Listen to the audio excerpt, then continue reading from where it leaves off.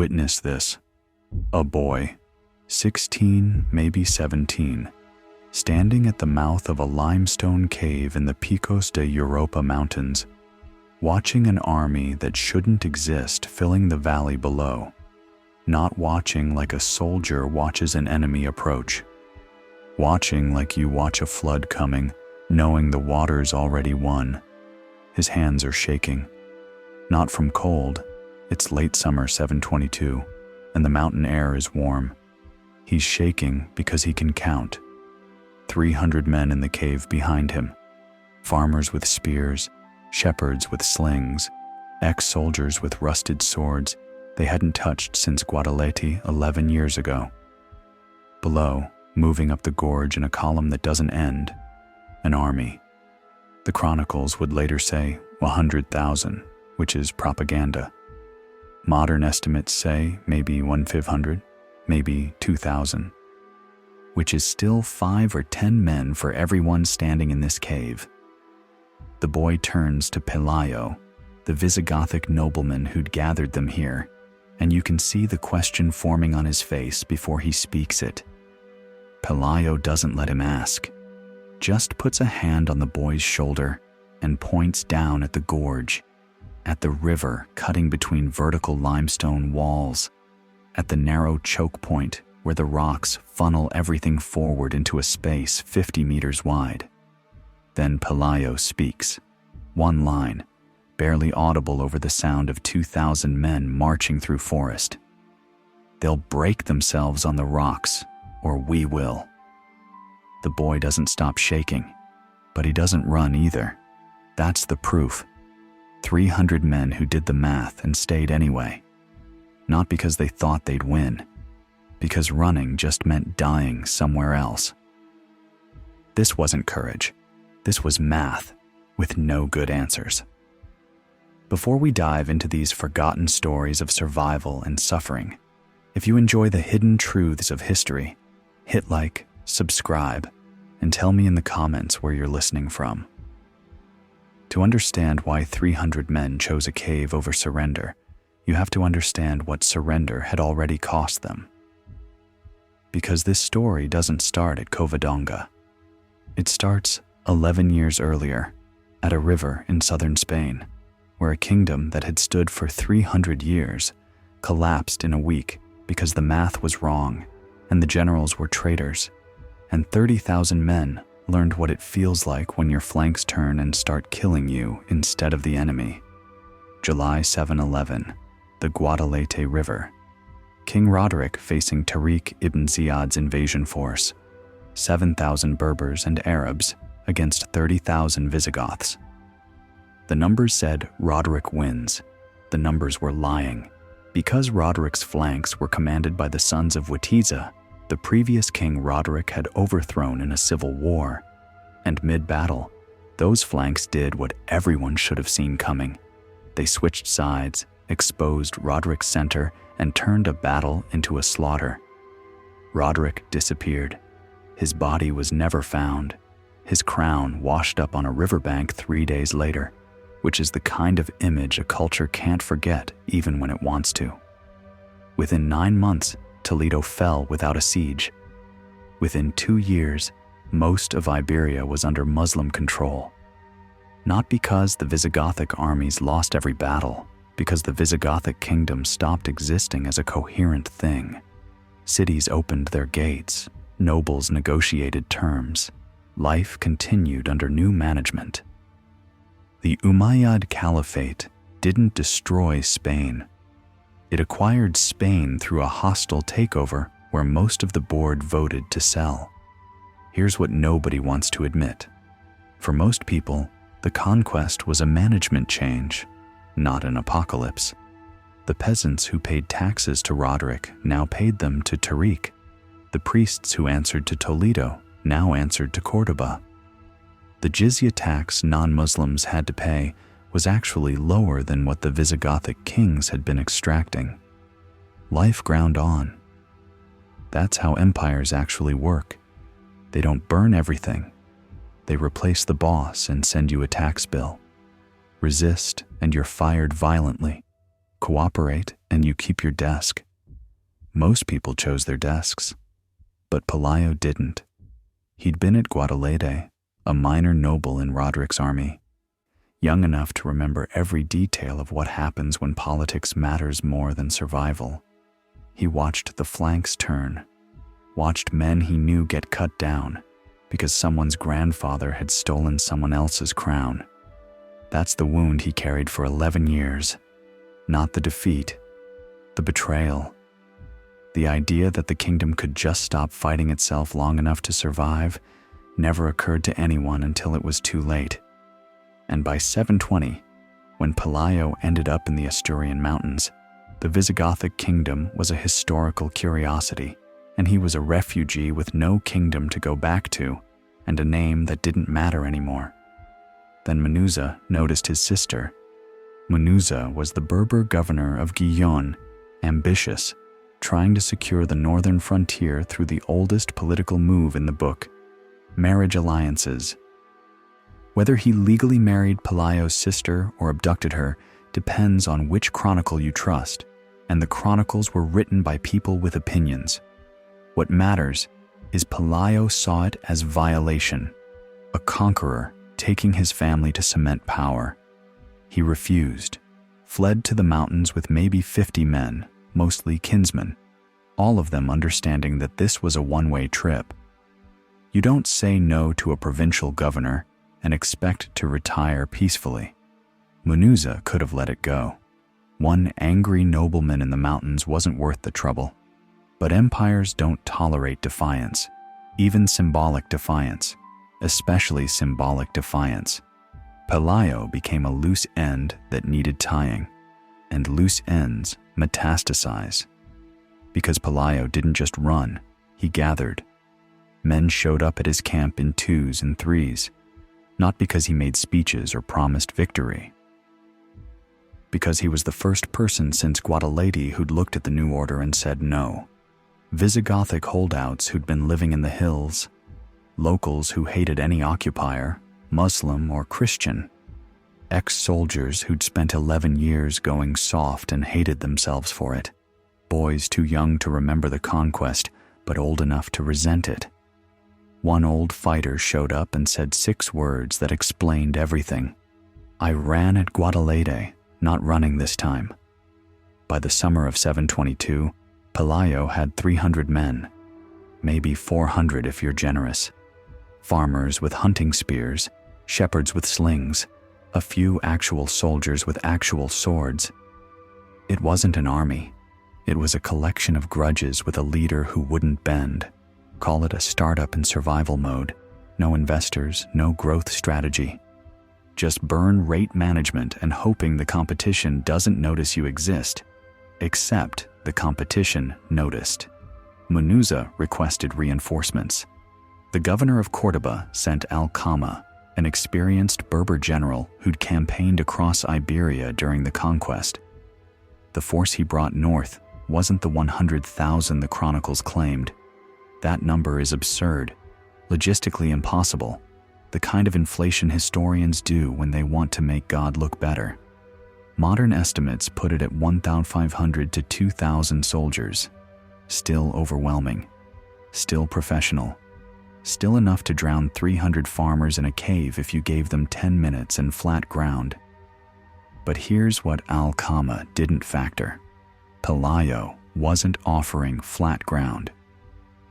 He was offering a gorge 50 meters wide where the river ran fast and the limestone walls rose vertical, and 2,000 men trying to fit into a space built for 200 turns into a traffic jam where the traffic bleeds. The Picos de Europa mountains are limestone, 10 million years of water carving through calcium carbonate, leaving behind caves and cliffs and slopes covered in loose scree that shifts when you breathe on it wrong. The gorge at Covadonga wasn't a battlefield. It was a geological kill box with a river running through it. Pelayo didn't choose it because of faith. He chose it because he'd done the math a different way. Yeah, 300 men can't beat 2,000 in open combat, but 300 men in a gorge where only 50 attackers can engage at once.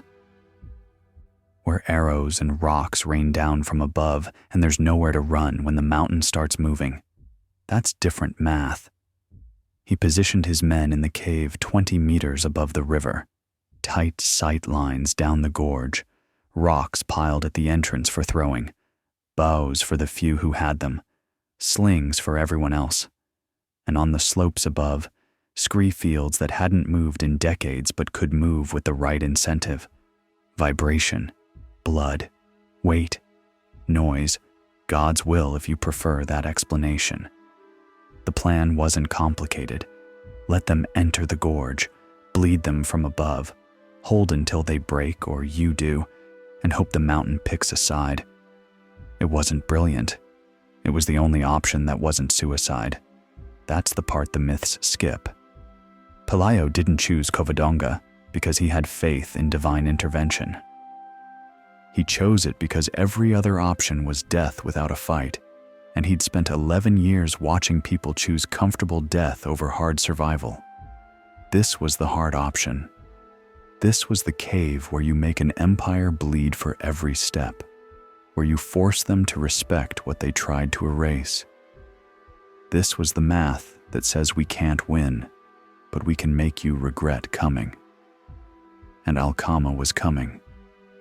The scouts reported his army moving south through the valleys in late summer, cavalry in front, infantry behind, supply trains stretching back kilometers.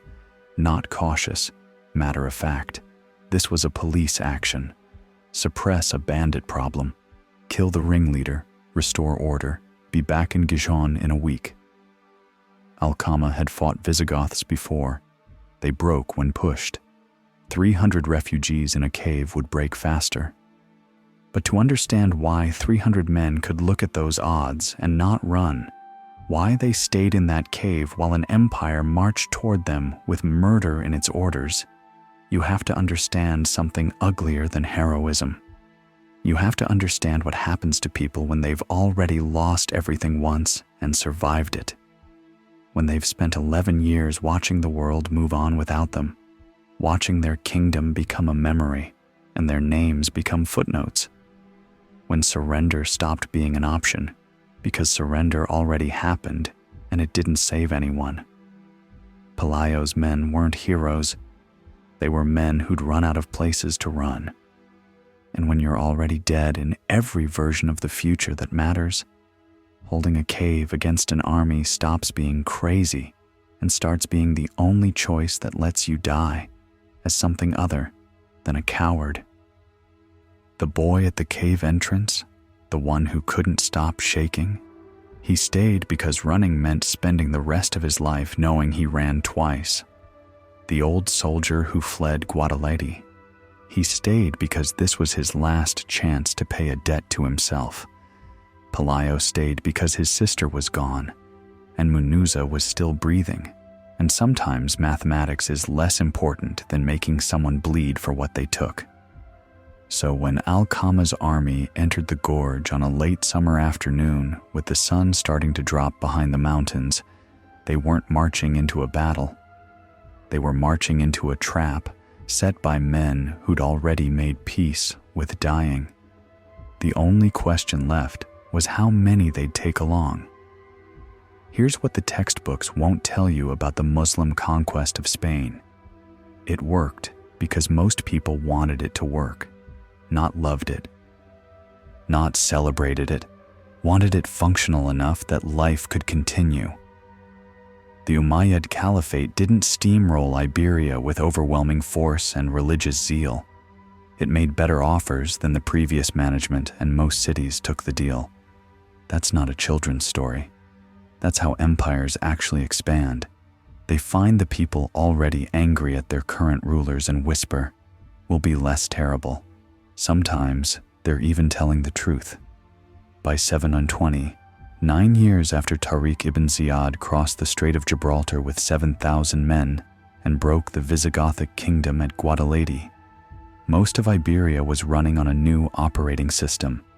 Same roads, same markets, same peasants working the same fields, different tax collectors, different governors, different name on the coins. The Umayyad bureaucracy moved into Toledo and Córdoba and Seville like a corporate acquisition team, assessed the assets, kept the useful personnel, fired the redundant nobles, streamlined the org chart. If you were a Hispano-Roman farmer in the Ebro Valley, your daily life changed less than you'd expect. You still paid taxes. You still worked harvest. You still went to church on Sunday because the treaty your city signed explicitly protected Christian worship. The jizya tax hurt, sure. 10 to 15% of your income for being non-Muslim. But the Visigothic kings had been extracting 20% before the collapse, so you did the math and kept your head down. The cities that negotiated surrender kept their churches, their local governance, their property. Mérida, Zaragoza, even Toledo. They opened their gates, accepted the terms, and life continued under new management. The cities that resisted got sacked, their populations killed or enslaved, their walls demolished. It wasn't complicated calculus. Resist and burn, or accommodate and survive. Most chose survival. That's not cowardice. That's pattern recognition. But here's the thing about accommodation. It's not peace. It's a subscription service. You're buying time with compliance, hoping the deal stays fair, knowing it could change the moment the other side decides. Your continued existence isn't worth the administrative hassle. For most Iberians, that worked. The Umayyad governors needed a functioning economy more than they needed total cultural submission. Christians kept their rituals.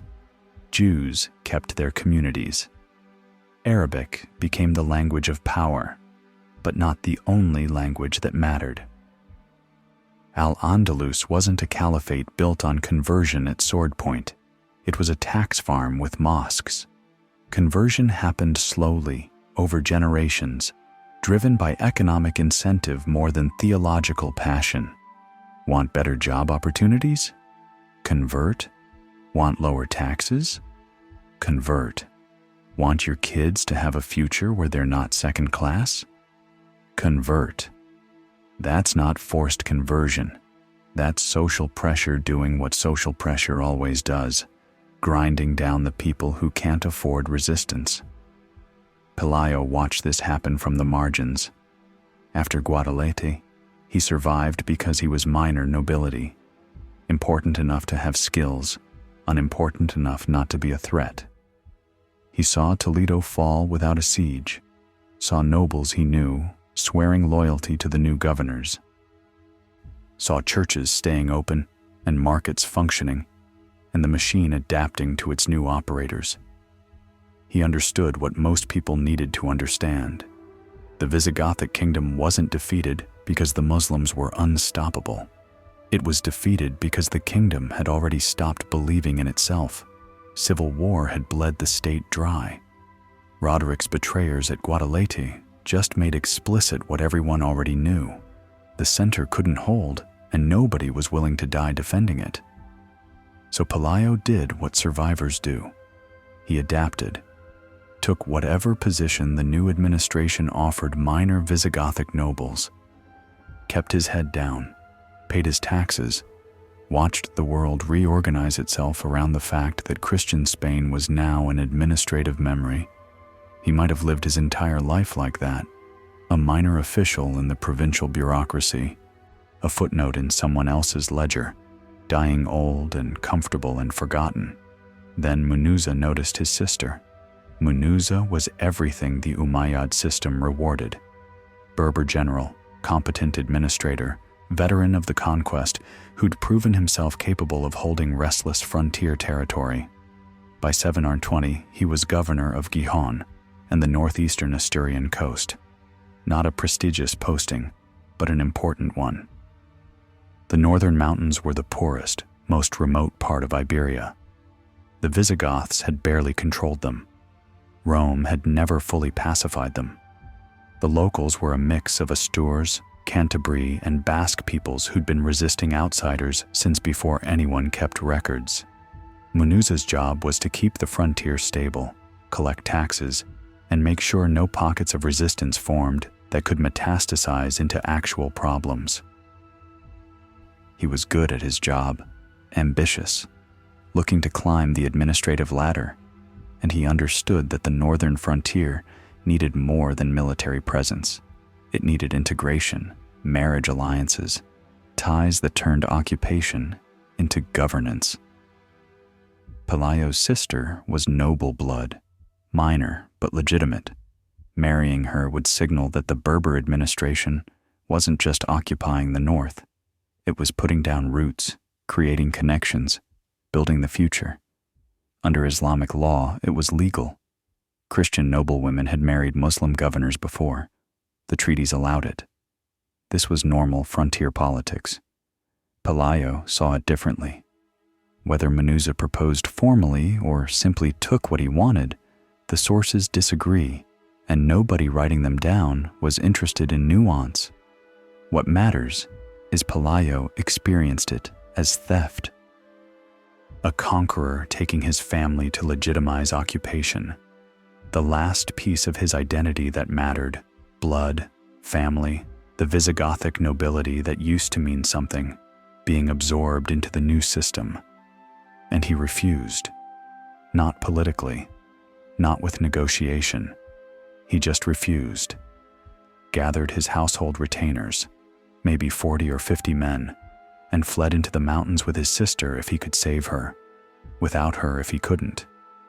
The sources lose track of her after this point, which tells you everything about how this ended. Either she was already in Munuza's household, or she died trying to escape. Either way, Pelayo never got her back. Munuza could have let it go. Should have let it go. One angry nobleman in the mountains wasn't worth the political capital to hunt down. The northern frontier had bigger problems. Bandit raids, tax collection shortfalls, locals who resented any authority. Pelayo was personal embarrassment, not strategic threat.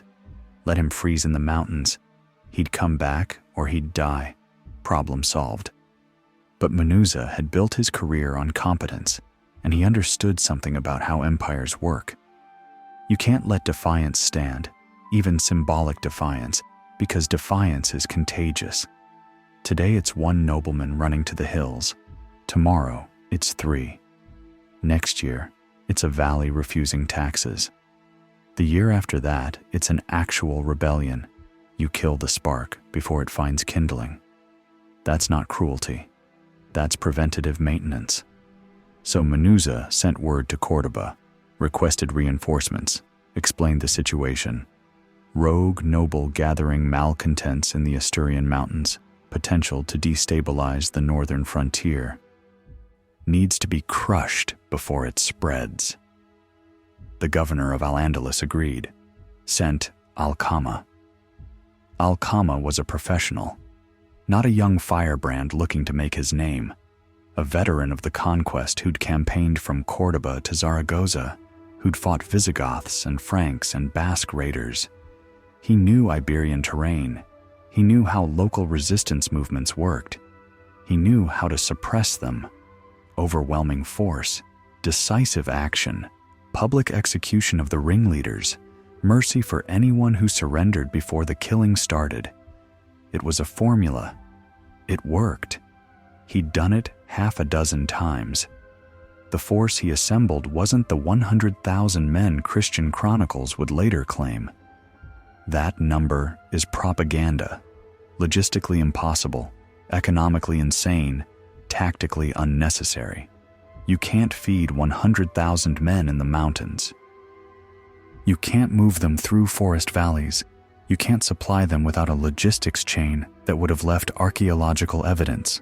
Modern historians estimate 1,500 to 2,000 soldiers, mix of Berber cavalry, Arab infantry, local auxiliaries who knew the terrain. Still overwhelming, still professional, still 5 to 10 times the number Pelayo could muster. Al-Kama wasn't coming to negotiate. He was coming to kill the problem before it got expensive. His logic was flawless.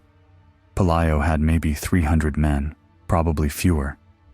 Farmers, shepherds, ex-soldiers with rusted weapons. No supply chain, no reinforcements, no fortifications worth the name. Al-Qama had a real army with real discipline and real equipment. The math was simple. March to Covadonga, corner them, offer one chance to surrender, then finish it. A week's work.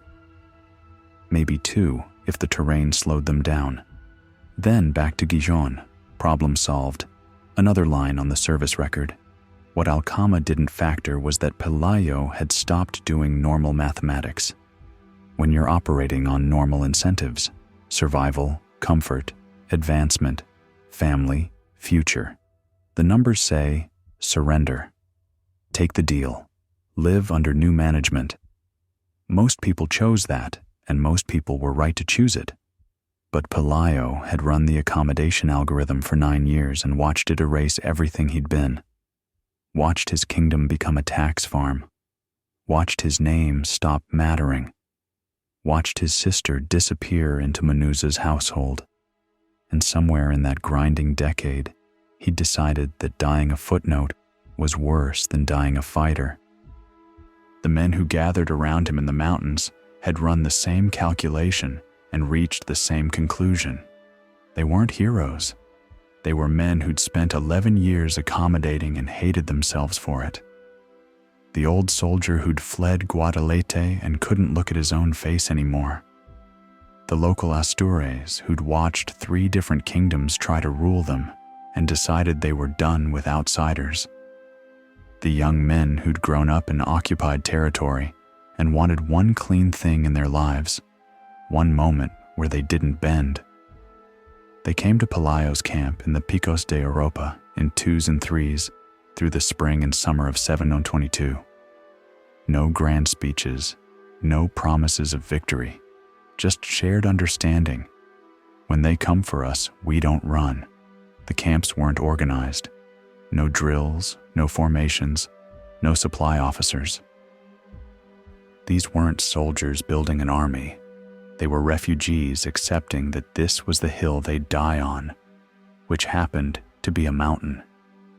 They knew the terrain because they'd lived in it, knew how to hunt, how to move through forest without noise, how to hold a ridgeline against raiders.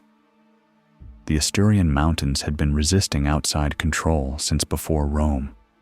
The locals had fought Visigoths, fought Suevi, fought every kingdom that thought mountains could be conquered. They'd lost eventually, but they'd made everyone bleed for it. That was the only tradition that mattered now. Pelayo didn't recruit them. He became a beacon for everyone who was done accommodating. And by midsummer 722, he had 300 men, maybe 400 on a generous count. Farmers with hunting spears, shepherds with slings and rocks, a few actual ex-soldiers with swords. Almost no armor, almost no horses, almost no chance. And then word arrived from Gijon. Al-Qama was coming. 2,000 men, professional army, cavalry and infantry. Orders to kill everyone who didn't surrender immediately. Pelayo called his men together in a clearing near the cave at Covadonga. Didn't make a speech about destiny or divine favor. Just stated the facts. Al-Qama would arrive within days. The terrain at Covadonga was the only place 300 men could hold against 2,000. The gorge was a kill box if they could control it, a tomb if they couldn't. Anyone who wanted to leave should leave now. No shame, no judgment, just math. Nobody left, not because they were heroes, because leaving meant spending the rest of your life knowing you ran. Again. Someone asked the question that mattered. What happens if we win? Pelayo gave the only honest answer. We get to see what happens next. That night, Pelayo walked through the camp, counting faces, doing the math one more time. 300 men against an empire's police action. No reinforcements, no escape routes, no backup plan. Every variable said they'd be dead in a week, but he'd learned something at Guadalete that the textbooks skip. Sometimes the math doesn't matter as much as the willingness to make someone pay for the answer. The Visigothic kingdom collapsed because nobody thought it was worth dying for. Maybe they were right, but Pelayo had decided that if the Asturian mountains were going to fall, Al-Khama's army was going to earn it one body at a time. He positioned his men at the cave, stockpiled rocks for throwing, checked sight lines down the gorge, marked the spots where the scree fields above looked unstable. The plan wasn't sophisticated. Let them enter the gorge where numbers stop mattering. Bleed them from above where they can't reach you. Hold until they break, or you do. Hope the mountain does some of the killing. And wait. Al-Khama's scouts reached the edge of Asturian territory 3 days before the main army, moved through the valleys, marking paths, noting water sources, reporting back, enemy sighted, minimal fortifications, cornered in a gorge near Covadonga. The main force followed. Cavalry first, infantry behind, supply trains stretching back through the forest. Not cautious, not worried, matter of fact. This was a cleanup operation. The evening before they reached Covadonga, Al-Khama called his officers together and laid out the plan. Simple frontal assault. Pin them with archers, send infantry up the slopes, overwhelm through sheer numbers. Accept some casualties. The terrain was bad, but finish it decisively. He wanted Pelayo's head on a spear by sunset tomorrow.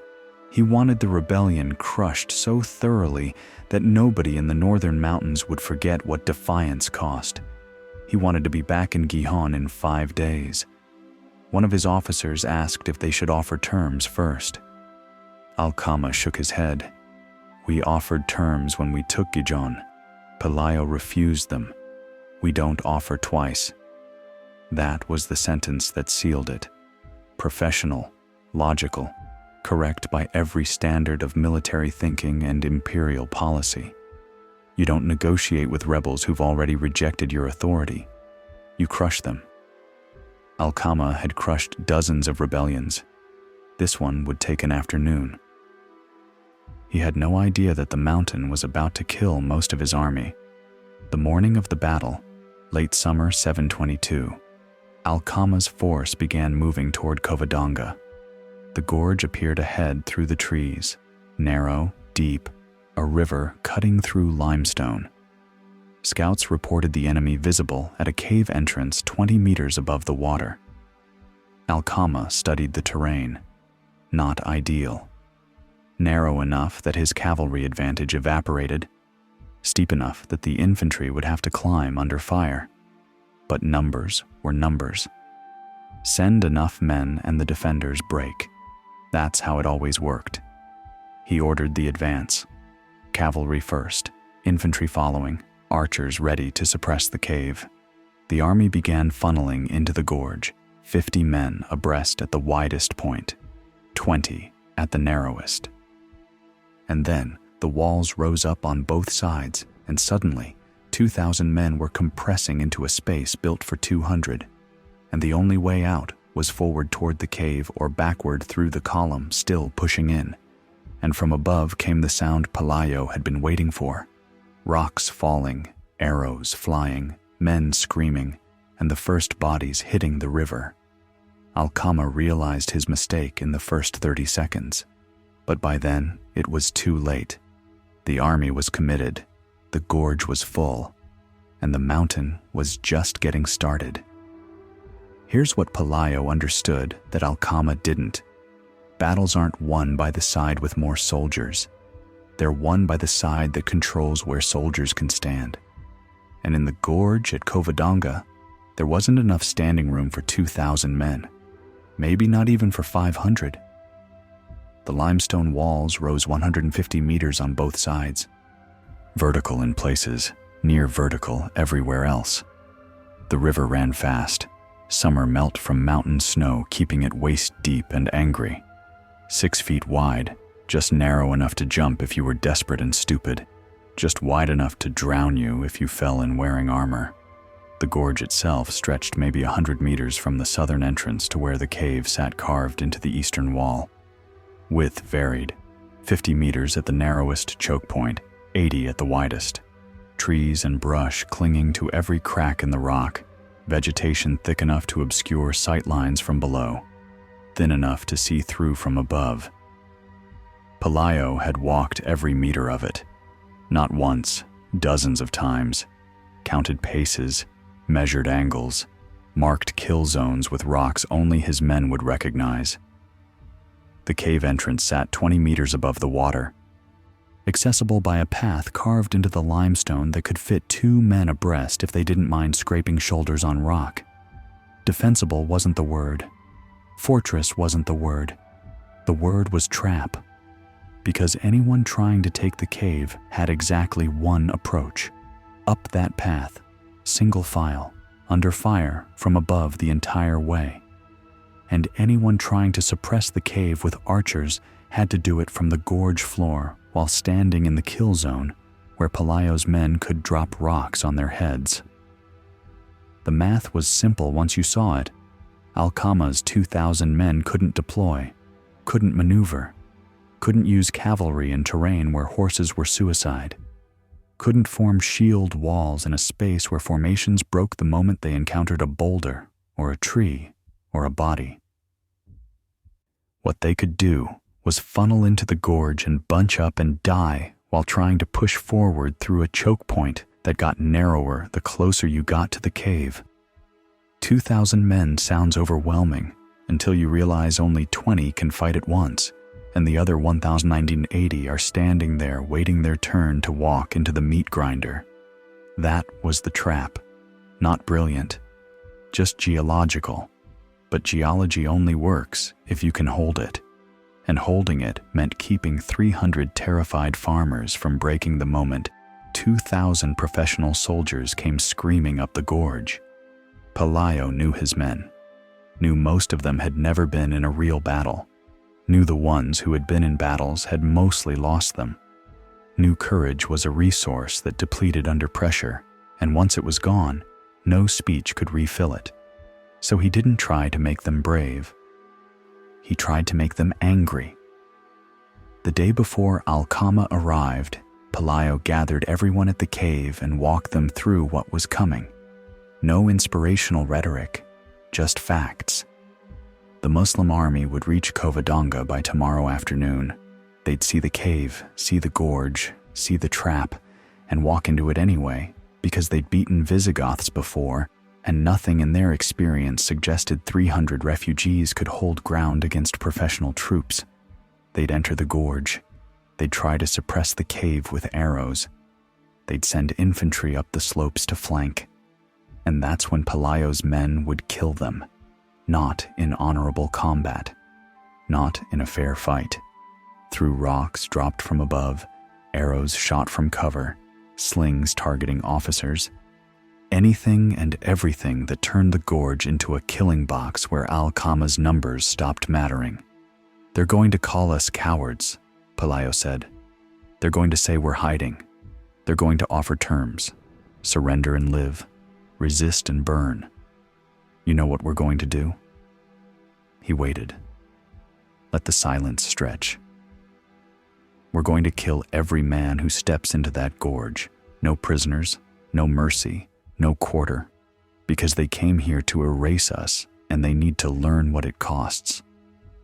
One of the younger men, couldn't have been older than 17, raised his hand like he was in church, asking the priest a question. "What if they don't break? What if they just keep coming?" Pelayo looked at him for a long moment. "Then we die, but we make them count the bodies first." That was the speech. No glory, no God, no destiny. Just a choice between dying quietly or dying expensive. Every man there understood those terms. Most of them had been dying quietly for 11 years. This was the expensive option.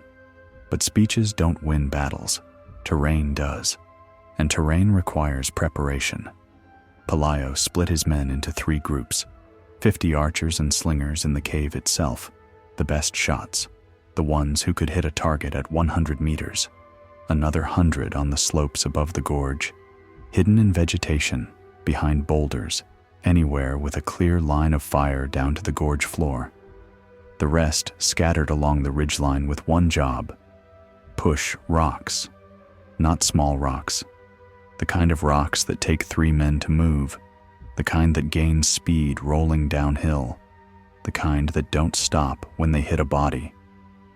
The key terrain feature was the scree field on the western slope directly across from the cave. Loose limestone rubble, some pieces the size of fists, some the size of carts, all of it balanced at the angle of repose, that geological term for stable until it isn't. Vibration could trigger it. Weight could trigger it. Blood soaking into the gaps between rocks could trigger it. Or nothing could trigger it, and it could sit there for another 1,000 years. Pelayo wasn't counting on the scree field, but he'd positioned men near it with instructions. If the field starts moving, help it along.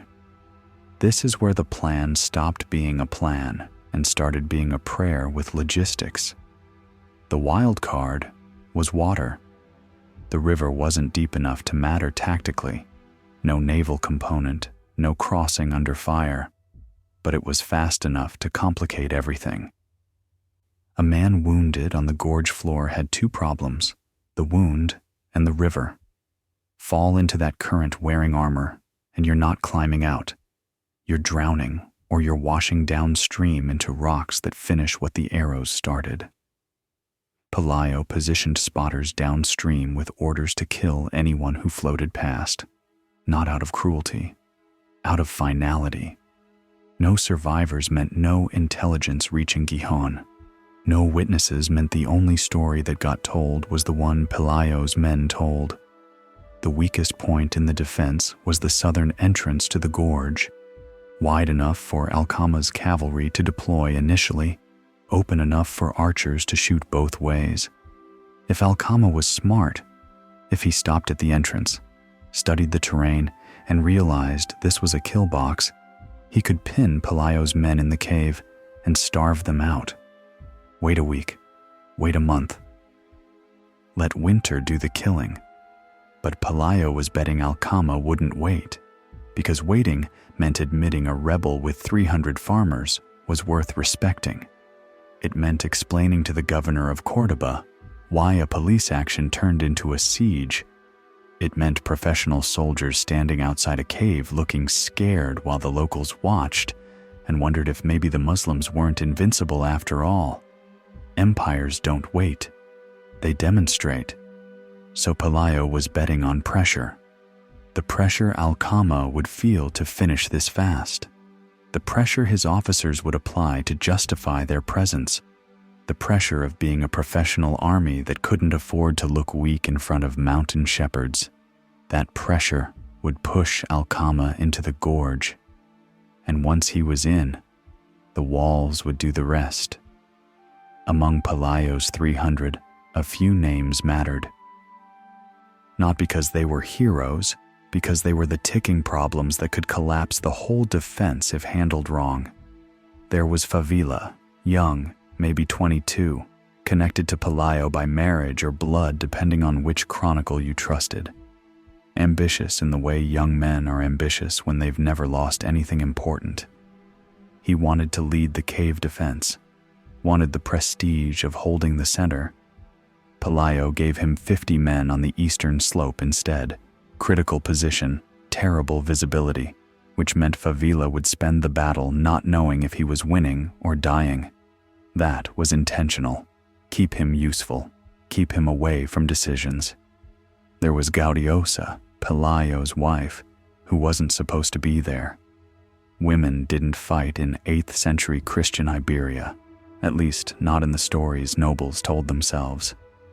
But Gaudiosa had refused to evacuate with the other families when Al-Qama was spotted approaching. Refused loudly enough that forcing her to leave would have cost Pelayo credibility with men who were already betting their lives on his judgment. So she stayed, not in the cave, not on the slopes. at the northern escape route with 10 men and orders to disappear into the mountains if the defense collapsed. Hostage insurance. If Pelayo died but his wife survived, the kingdom of Asturias could survive as an idea. That was the calculus, not romantic, actuarial. And there was an old Asturias fighter named Vermudo, maybe 60, who'd fought Romans in his youth and Visigoths in his prime and wasn't impressed by Muslims in his decline. He stationed himself at the base of the scree field with 5 other men and a collection of iron pry bars. His job wasn't to fight, his job was to watch the rocks and, if they started sliding, accelerate the process. Turn a rock slide into an avalanche. Pelayo told him the honest truth. If that field moves with our men underneath it, they die too. Vermudo spat. Then they better not stand underneath it. These weren't the 300. These were 3 people out of 300 who represented different failure modes. Favila could get ambitious and break formation. Gaudiosa could become a hostage. Vermudo could bury friendly forces along with the enemy. Pelayo couldn't control those variables. He could only position them where their damage would be minimized, and hope competence outweighed catastrophe. The night before Alcama arrived, Pelayo didn't sleep, walked the gorge one more time in darkness, checking positions, talking quietly with the men who also couldn't sleep. No grand speeches, just reminders. Wait for the signal. Don't waste arrows on the first wave. Let them bunch up before you start dropping rocks. And one recurring message he repeated to every group: if you break, we all die. Not as threat, as information. The men didn't need motivation. They needed permission to do what everyone is trained not to do: to kill from ambush, to target the wounded, to drop rocks on men who couldn't fight back. This wasn't honorable combat. This was extermination architecture. The cave and the gorge were designed by geology to kill efficiently. Pelayo's men just had to be willing to operate the machinery. Just before dawn, one of the younger men asked Pelayo the question nobody else would ask: "Do you actually think we can win?" Pelayo considered lying, decided against it. "We can make them regret coming. That's not the same as winning, but it might be enough." Alcama's army reached the southern edge of the gorge at mid-afternoon. Later than Pelayo expected. The terrain had slowed them. The summer heat had forced rest breaks. The scouts had taken extra time mapping approach routes. From the cave entrance, Pelayo watched them arrive. Not with fear, with the cold satisfaction of a man watching an opponent walk into a trap they can't see yet. The Muslim force was professional. You could see it in the way they moved. Cavalry forward as screen, infantry in column, supply train protected, scouts ranging ahead to check flanks. Alcama wasn't charging blindly. He was approaching methodically, which paradoxically made the trap more deadly. Methodical meant he was confident. Confident meant he wouldn't pull back when the first bodies started falling. He'd commit, push harder, send more men into the grinder, because professional armies don't retreat from farmers. Alcama's scouts entered the gorge first, moved carefully, shields up, watching the slopes. They saw Pelayo's men in the cave, saw the defensive position, saw the narrow terrain, reported back. Pelayo watched Alcama receive the report, saw him study the gorge, saw the moment of decision. A smart general would stop here, would recognize the kill box, would lay siege or find another approach, or declare victory by forcing the rebels into a cave and calling it containment. Alcama wasn't smart. He was experienced, and experience told him that Visigothic resistance broke when you applied pressure. Especially when the resistance was farmers with no training, no equipment, no hope. He'd done this before, at Zaragoza, at Pamplona, at a dozen minor rebellions that got crushed before they made it into the historical record. Show up with overwhelming force. Demonstrate inevitability. Accept the surrender, or kill the holdouts. This was formula. He never considered that the formula might not work when the terrain actively murdered your advantages. From the cave, Pelayo watched Alcama's officers gathering for final orders, watched the cavalry moving to forward positions, watched the infantry forming up at the gorge entrance. The pieces were locking into place. Alcama was going to do exactly what Pelayo needed him to do, commit everything to a frontal assault, because anything less would look like cowardice. Pelayo turned to the men in the cave. Didn't need to say much. They could see what was coming. First volley is rocks, not arrows. Let them get close. Let them think they're winning. Then we show them what this gorge does. One of the older fighters, veteran of Guadalete, nodded toward the Muslim army massing below. That's a lot of men to kill. Pelayo looked at the gorge. The narrow walls, the fast river, the unstable slopes, the perfect geometry of the trap. The gorge will do most of it. We just help. Down below, Alcama gave the order. The cavalry moved forward into the gorge, infantry following, the column compressing as the walls narrowed. 2,000 men funneling into a space built for 200. Pelayo watched them come, watched the lead elements pushing deeper into the gorge, watched the press of bodies behind them, watched the moment when the army became committed.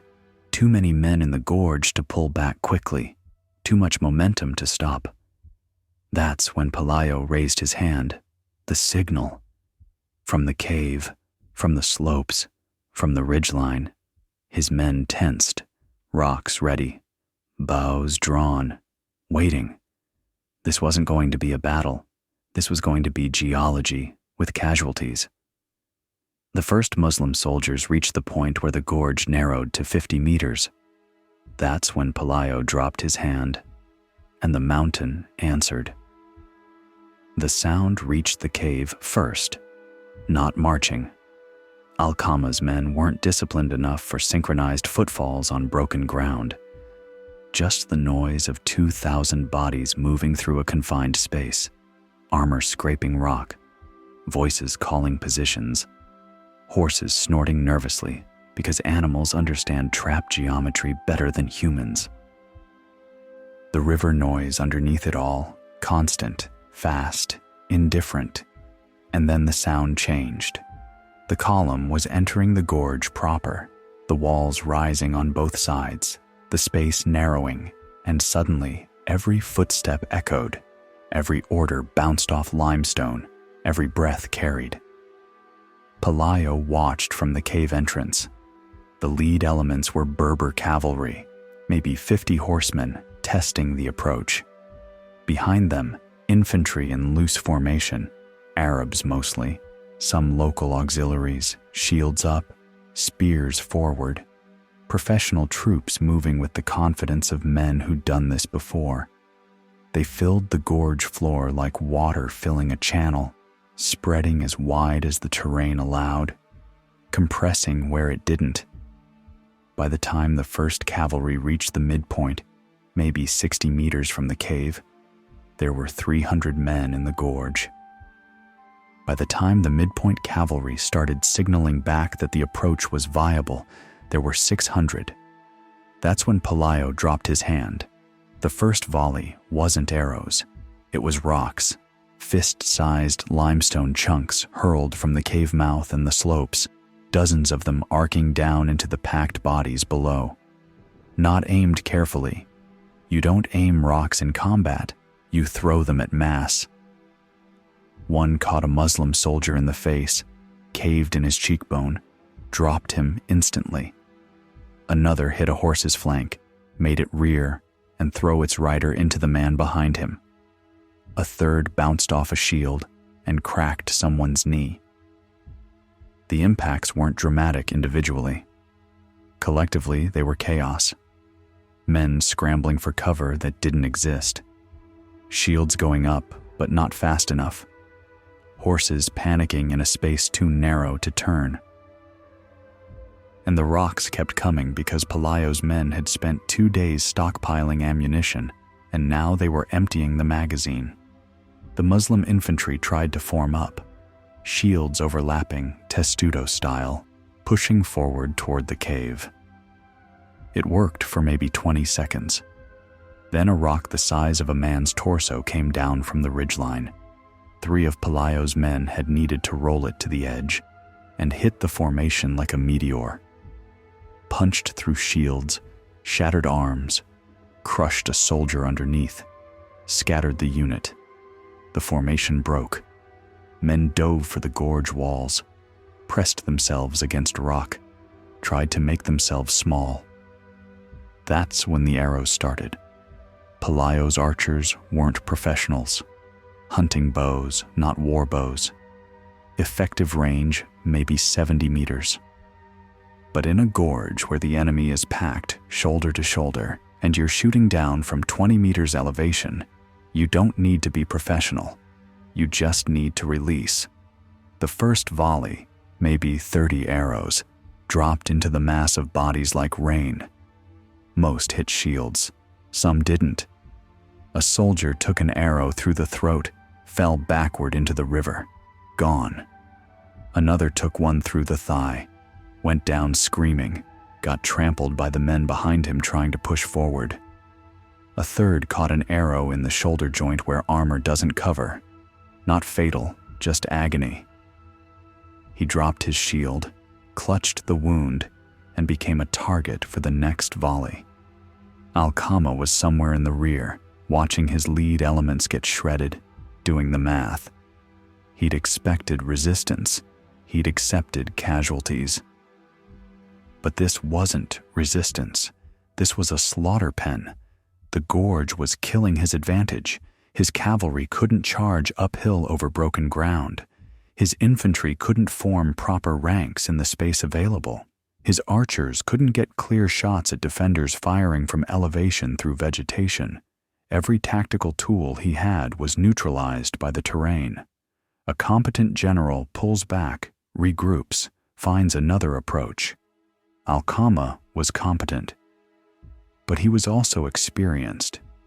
And experience told him that rebels break if you push hard enough, that fortified positions fall if you commit enough men, that 300 farmers can't hold against 2,000 professionals no matter how good their position is.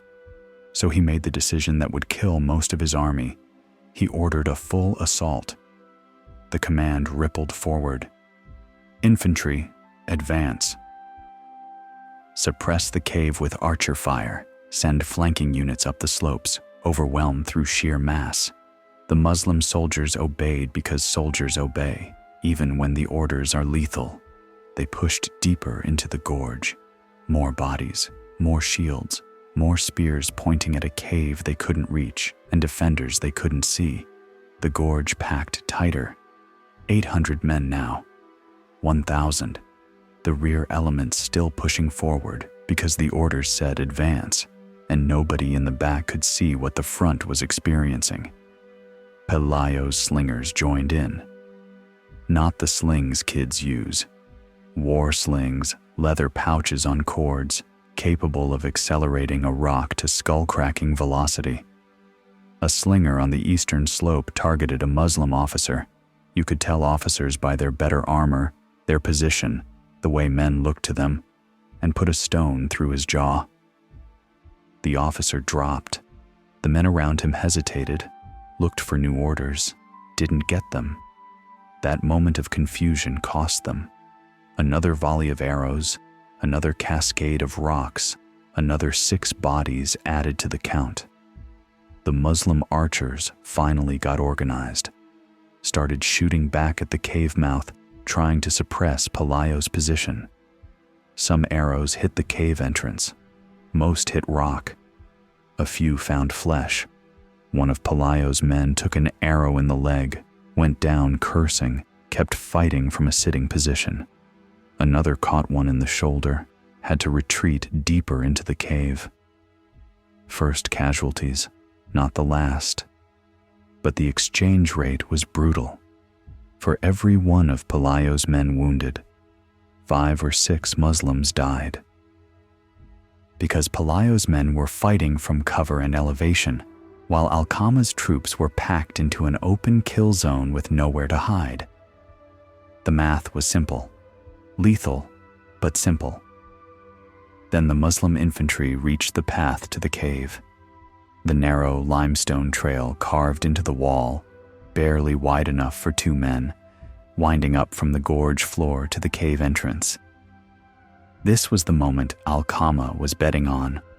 Once infantry reached the cave, numbers would matter again. 300 defenders can't hold a cave entrance forever against waves of attackers. Eventually, fatigue wins. Eventually, someone breaks. The first Muslim soldier started up the path, shield forward, spear ready, climbing carefully because the footing was treacherous. He made it maybe 3 meters before a rock dropped from directly above caught him in the head. He fell backward, knocked the man behind him off the path. Both of them hit the gorge floor hard. The third man tried, made it 5 meters, took an arrow through the gap between his shield and helmet, dropped. The fourth man made it 10 meters, almost halfway, before Pelayo himself put a spear through his chest. The body slid down the path like a message. This is what holding looked like. Not glorious, just bodies piling up at a choke point where one defender was worth 10 attackers because geometry said so. But Al-Qama kept sending them. Because that's what you do when you have numerical advantage. You spend lives until the enemy runs out of ammunition or strength or will. And for 30 minutes, maybe 40, that's what the battle was. A grinding exchange, Muslims trying to climb the path, Pelayo's men killing them. Muslim archers trying to suppress the cave, Pelayo's archers shooting back. The gorge floor filling with wounded, dead men trying to retreat through a press of bodies still pushing forward. Favila's position on the eastern slope was holding, but bleeding. His men were dropping rocks, shooting arrows, doing everything right. But Muslim infantry had started climbing the slope itself, not the path to the cave, the actual mountainside. Brutal work. Hands and feet on limestone, shields on backs, climbing under fire. Most didn't make it, but some did. And when they reached Favila's position, the fighting went intimate, spears at close range, knives in the gaps between rocks. One of Favila's men took a spear through the gut, died slowly, screaming. Another crushed a Muslim soldier's skull with a rock held in both hands. Medieval close combat, which means improvised murder in tight spaces. Favila killed his first man that day. Sword through the neck, arterial spray, shock on both their faces. He'd been trained for combat, but training doesn't prepare you for the physical reality of killing. The weight of a body dying on your blade. The sound. The smell. He vomited afterward, then went back to fighting because stopping meant dying. On the western slope, Vermudo was watching the scree field. The loose limestone rubble was starting to shift. Not dramatically, just settling. Small rocks trickling downhill, dust rising. The vibration from 1,000 men moving in the gorge, the impacts from rocks and bodies, the blood soaking into gaps. It was all destabilizing the field. Vermudo had his pry bars ready, waiting. Not yet. Let it build. In the gorge, the Muslim casualties were climbing past 100, maybe 150. Not catastrophic by medieval battle standards, but devastating by modern psychological ones. Because they weren't dying in clean combat. They were dying trapped, shot from above, crushed by rocks, drowning in a river 6 feet wide. And the cave hadn't fallen. The defenders hadn't broken. The assault was failing, and everyone in the gorge could feel it, except Al-Qama. who was too far back to see the truth and too experienced to believe that farmers could hold. So he committed more men, ordered the reserve infantry forward, packed another 500 soldiers into the gorge. The density became suffocating.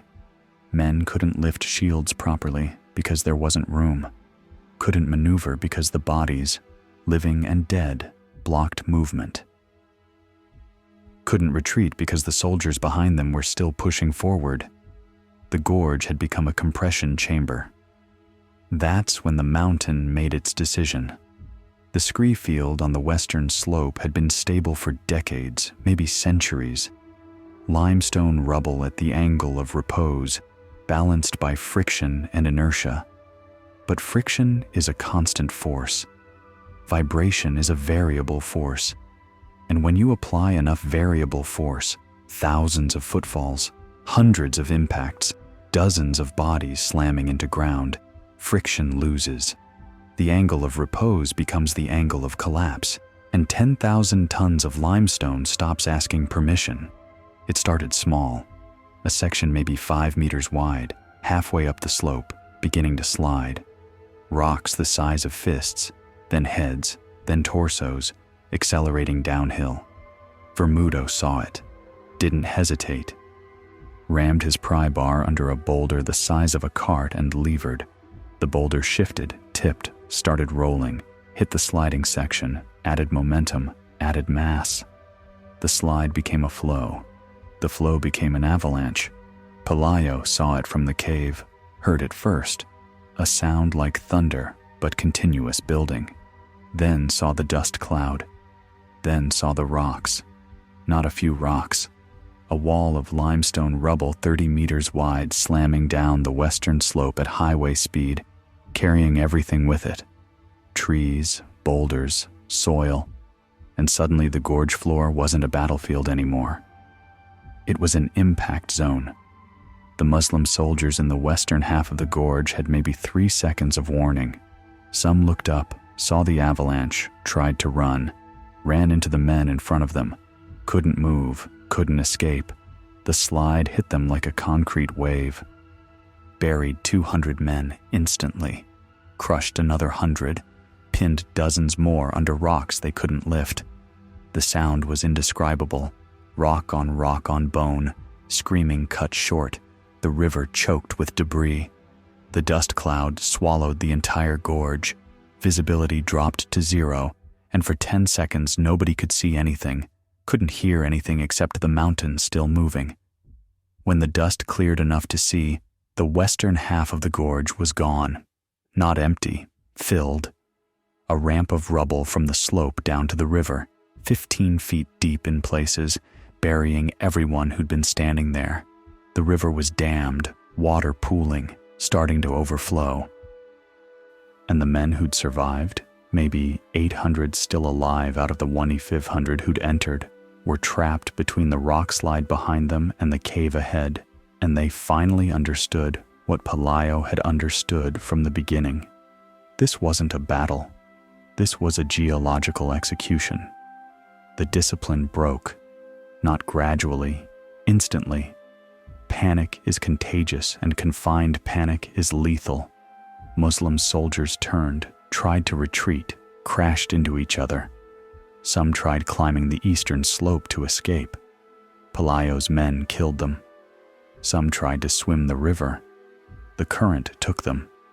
Some just stood there, shields up, waiting for death because death was clearly coming, and there was nothing left to do about it. Al-Qama, somewhere in the rear, realized he'd lost the army. Not defeated, erased. He could pull back the survivors, try to regroup. But the battle was over, and everyone knew it. He gave the order, retreat. The men who could hear it obeyed. The men trapped in the gorge didn't hear it. They just died. Pelayo watched the collapse with the cold focus of a man who'd bet everything on one roll and just won. But winning meant finishing. He turned to his men. Down, now. Kill everyone who's still moving. That was the dialogue spike, Not inspirational, not noble, just clear. Pelayo's men came out of the cave, emerged from the slopes. 200 fighters who'd just survived a rockslide they'd triggered, who'd watched an army get buried, who understood that mercy now meant the survivors regrouped and came back with reinforcements. They poured down into the gorge with spears and axes and knives and started the work of killing the wounded, the trapped, the ones too shocked to fight back. This wasn't combat. This was cleanup. A wounded Muslim soldier begging for quarter took a spear through the chest. A man pinned under rocks got his throat cut. A group of 30 soldiers trying to surrender in the southern entrance got rushed by Pelayo's Asturias fighters who didn't speak Arabic and wouldn't have cared if they did. The rage that had been building for 11 years, Guadalete, the conquest, the accommodation, Pelayo's sister, every humiliation and loss. It all came out in the gorge. No prisoners, no mercy, just the sound of metal on flesh and men dying badly, and the river slowly clearing as the bodies washed downstream. Favila found Alcama trying to organize a fighting retreat near the gorge entrance. The general still had maybe 200 men around him, still armed, still dangerous. But surrounded. Pelayo's men were coming from the slopes, from the cave, from the forest. Alcama knew how this ended. He could have surrendered. Instead, he drew his sword, went down fighting, which was professional if nothing else. He took 3 spears in the first rush, died quickly, which was more mercy than most of his men got. Munuza was somewhere in the column. Sources disagree on whether he led troops or just observed. Either way, he ran when the avalanche hit, made it maybe 2 kilometers north before Pelayo's hunters caught him. They didn't bring him back for trial. They killed him on the road. Quick or slow, the chronicles don't specify. Given what he'd started, probably slow. The pursuit lasted into evening. Small groups of Muslim survivors scattered into the forest, trying to reach Gijón. Most didn't make it. Pelayo's men knew the terrain, knew where the paths went, where the valleys ended, where you could run and where you just died tired. They hunted methodically. 30 men here, 20 there, a dozen trying to ford a stream. By sunset, maybe 200 Muslims had escaped. Maybe. The rest, 1,300 to 1,800 men depending on the initial force size, were dead or dying in the gorge, in the forest, in the river that would carry bodies downstream for days. When Pelayo returned to the cave, it was dark. The gorge was quiet except for the river and the occasional moan from someone not quite dead yet.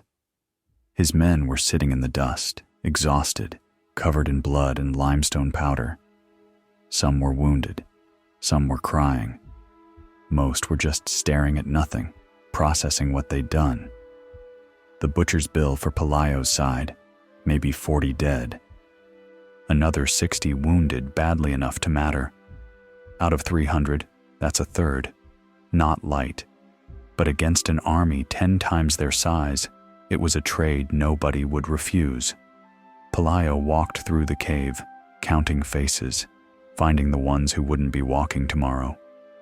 One of the younger fighters, the boy who'd asked if they could win, had taken a spear through the side during the final assault. He was still breathing, but barely. Pelayo knelt next to him, didn't say anything, just sat there while the boy died.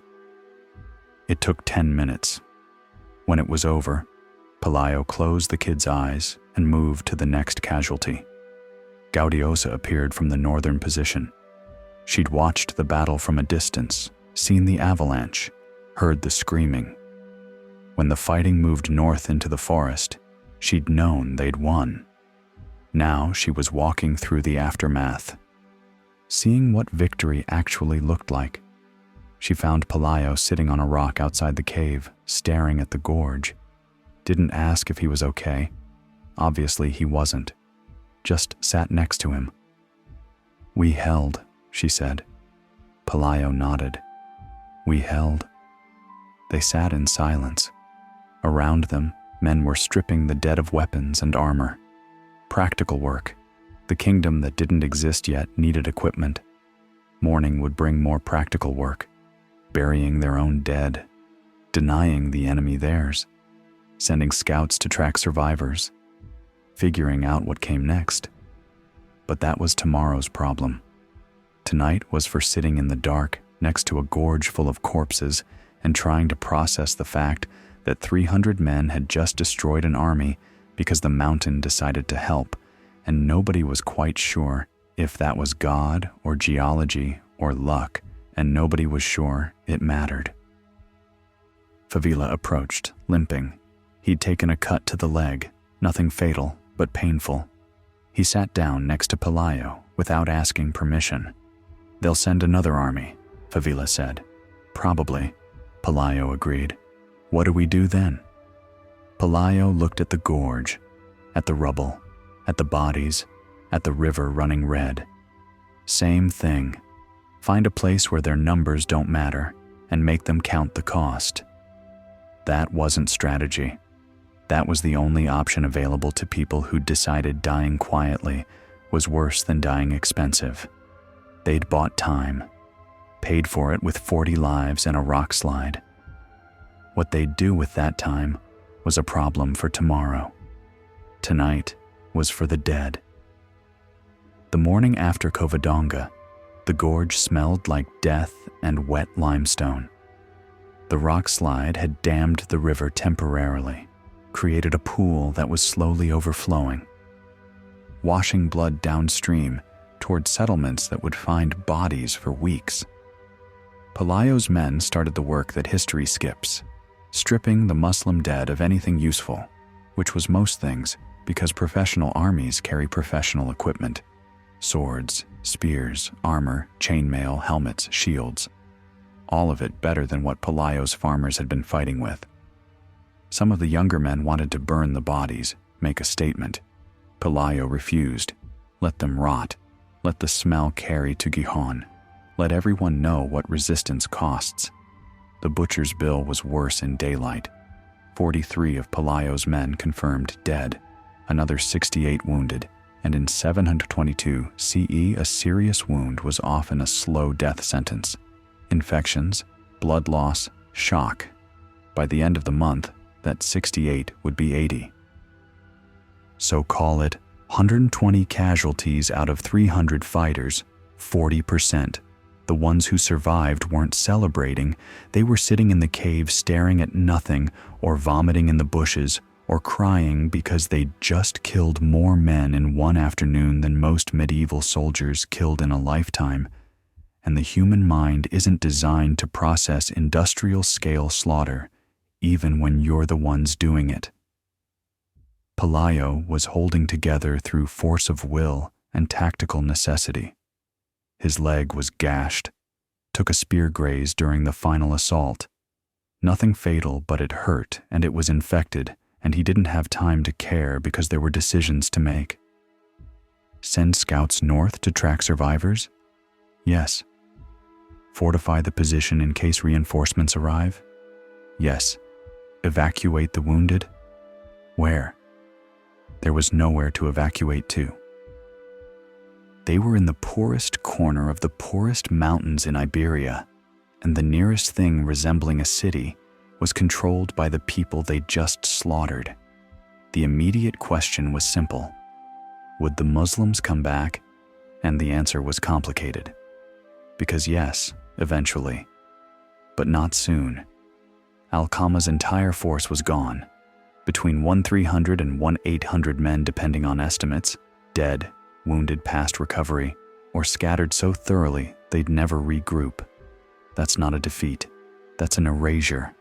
The kind of military disaster that requires explanations to governors and caliphs. The kind that costs careers. Munuza was dead. Al-Qama was dead. The chain of command in the northern frontier was decapitated. And the rainy season was coming, which meant mountain campaigns were suicide until spring.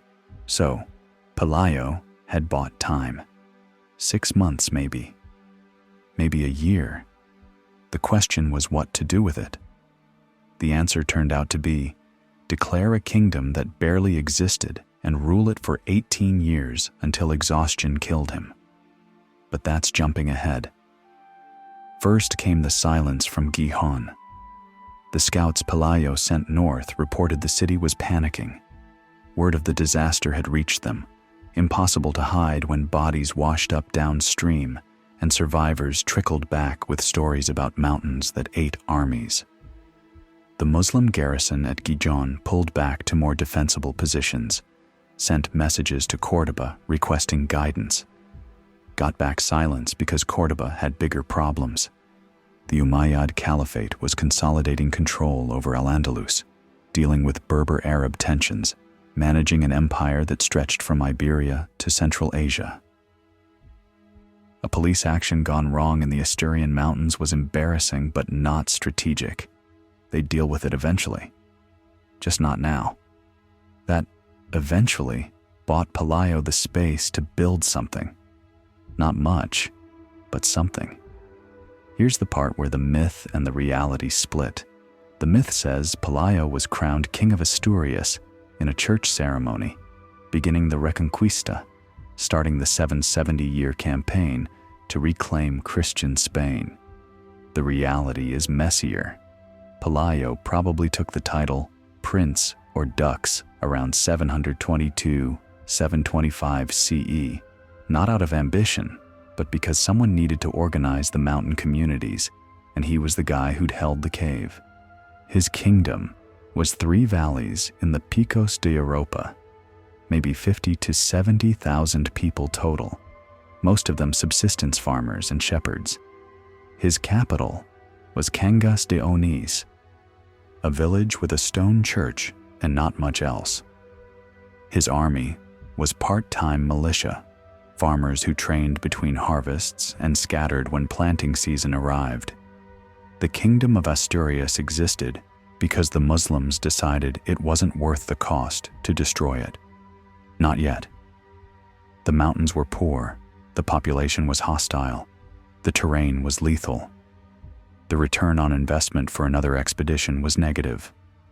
So they drew an administrative line on the map, roughly along the Cantabrian Mountains, and focused on the parts of Iberia that actually generated tax revenue. Pelayo got to rule his cave kingdom because nobody wanted it badly enough to pay the blood price. That's not heroism. That's economics. But economics only works until someone decides the political cost of leaving you alive is higher than the economic cost of killing you. And Pelayo spent 18 years waiting for that calculation to shift. It never did. He died around 737 CE, probably in his 50s, probably from some combination of old wounds, infection, and exhaustion. The chronicles don't record his last words. Probably didn't have any. Most people don't deliver memorable speeches on their deathbeds. They just stop breathing.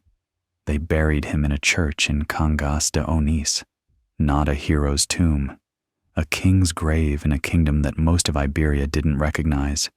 His son Favila inherited. Lasted 2 years before a bear killed him during a hunt. That's not metaphor. Literally a bear. Medieval Spain was complicated. Favila's successor was Alfonso Vafir, Pelayo's son-in-law, and that's when things got interesting. Because Alfonso was ambitious and competent and understood that the Muslim frontier was weak. Not because the Muslims were weak, because they were distracted. Berber revolts in North Africa, internal power struggles in Cordoba, the Umayyad Caliphate fragmenting. Alfonso raided south, hard, took cities, killed garrisons, depopulated border regions and forced the inhabitants north into Asturian territory. He wasn't reconquering. He was making the frontier too expensive to hold, creating a buffer zone of empty land where Muslim armies couldn't find supplies or local support. It worked. By 750 CE, the Kingdom of Asturias controlled maybe 10 times the territory Pelayo had held.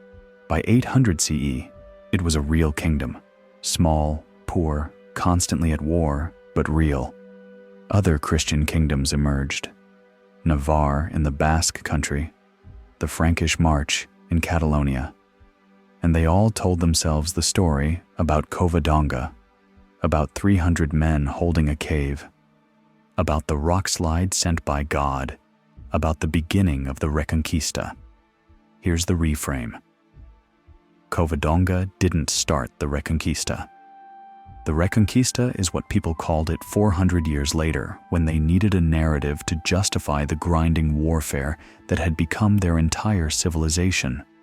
In 722, Pelayo wasn't reconquering Spain.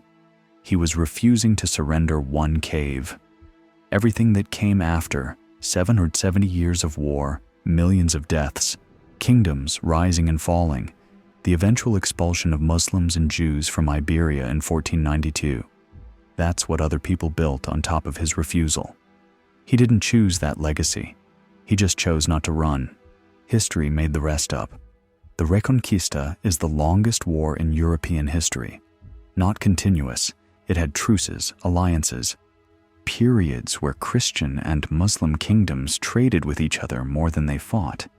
But the narrative was war, and the narrative demanded sacrifice. Generations of soldiers who were born into a conflict they didn't start and died before it finished. Farmers conscripted for campaigns.